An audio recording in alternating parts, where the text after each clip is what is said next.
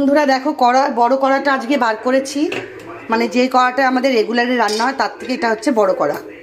এটাকে বড় কড়া দিচ্ছি। প্রথমে দিয়ে দিচ্ছি সর্ষের তেল, বেশ কিছুটা সর্ষের তেল দিয়ে দিচ্ছি। তার কারণ হচ্ছে, আর এখানে তোমাদের দেখিয়ে দিচ্ছি, এখানে পেঁয়াজ কুচি, টমেটো, কাঁচা লঙ্কা, আদা, এখানে আছে রসুন, আর এখানে আছে কিশমিশ, কাজু হবে কাজু চিকেন, আর এখানে আছে গন্ধরাজ লেবু খাওয়ার আগে কেটে নেবো, আর ডালের সাথে পাঁপড় ভেজে নেবো। আর এই চিকেনটা আমাদের দুবেলা হবে, আর আমার এক মেয়েকে দেবো। এরকম 1, 2, 3,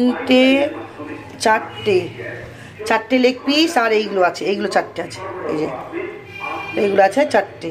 তো যাই হোক, বেশ অনেকটাই মাংস লেবু রস দিয়ে মাখিয়ে রেখেছি। দেখো কতটা জল ছেড়েছে, দেখো তলায় পুরো জল ছড়িয়ে দিয়েছিলাম লেবু দিয়ে।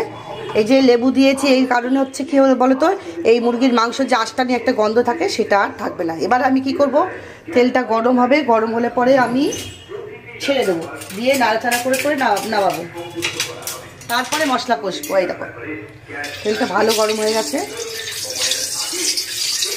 পুরো কড়াটায় তেলটাকে মাখিয়ে নিচ্ছি। আর ধনে পাতাও আছে তেলটা।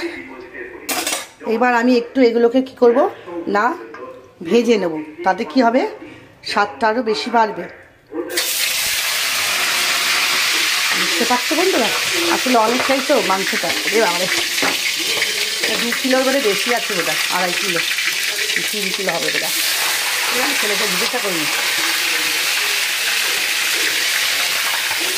একটু নাড়িয়ে চাড়িয়ে সাইড করে রেখে দেবো, এতে মাংসগুলো ভেঙেও যাবে না, আর খুব সুস্বাদু হবে। ভালোই বড় বড় পিসের মাংসগুলো। এই দেখো কতটা রস বেরিয়েছে। তো বন্ধুরা চলো এবার এটাকে একটু নাড়াচাড়া করবো।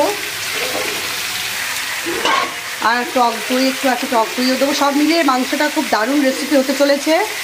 তো রান্নাটা তোমরা অবশ্যই, তোমাদের ভালো লাগবে। চলো রাখছি, টাটা।